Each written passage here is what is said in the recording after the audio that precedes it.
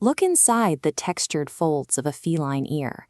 This is a highly specific microclimate, a warm, dark, damp environment, serving as a perfect biological incubator. This niche is where a contagious, microscopic parasite called Otodectus senatus settles. This graph illustrates how the population grows once a host is found. By feeding on earwax and skin debris, these mites reproduce exponentially over just a few weeks. For the cat, this rapid colonization causes agonizing itchiness and the accumulation of a dark, foul-smelling discharge that resembles used coffee grounds. What begins as a minor, unseen presence quickly scales into a total biological takeover if the ear's environment is not interrupted. The standard response to an infestation is the use of synthetic chemical acaricides, pesticides designed to immediately poison the parasite. However, saturating delicate ear tissue with these toxins can strip away the ear's natural protective barriers, occasionally leading to inflammation and secondary yeast infections. Traditional herbalism offers an alternative, a botanical approach that uses the physical properties of plants to mechanically dismantle the mite's life cycle. This strategy is about more than just killing the parasite.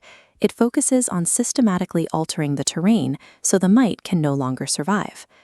The first mechanical strategy involves a category known as the suffocators, utilizing common plant-based oils like olive, almond, and coconut. When warmed, these oils have a high viscosity, allowing them to flow into the deep canal and coat surfaces with a dense, sticky barrier. This diagram shows the anatomy of an ear mite, focusing on its respiratory openings, or spiracles. The oil seals these openings, cutting off the oxygen supply. While smothered, the liquid also breaks down the hardened wax, softening the debris to be wiped away safely.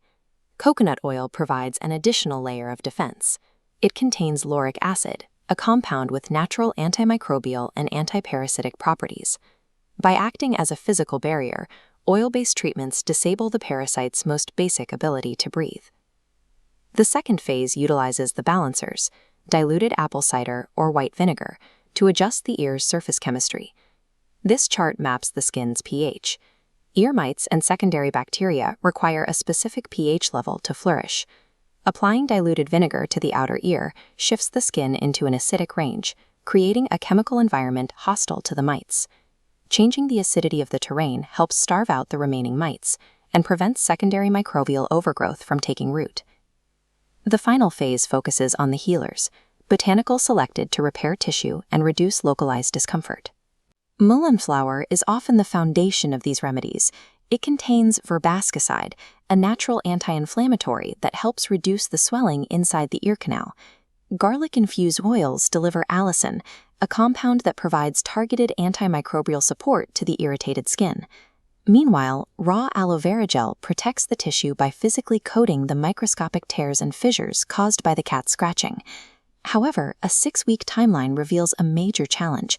Unhatched mite eggs are highly resilient and shielded from treatments. To prevent reinfestation, botanical agents like yellow dockroot must be applied consistently over 6 weeks, intercepting every new generation as it emerges. This process is about persistence, outlasting the parasite's own biological clock to ensure the ear is cleared. To prevent future infestations, we have to look beyond the ear canal to the health of the cat as a whole. While ear mites are highly contagious, the speed of a cat's recovery is often tied to its overall biological resilience.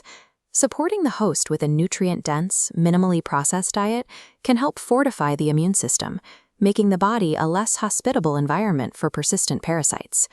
Maintaining strict environmental hygiene, like washing their bedding and sanitizing grooming tools, is equally important to break the cycle of transmission between pets. By targeting the physical vulnerabilities of the mite and supporting the host's recovery, we can gently and effectively restore the balance of the feline ecosystem.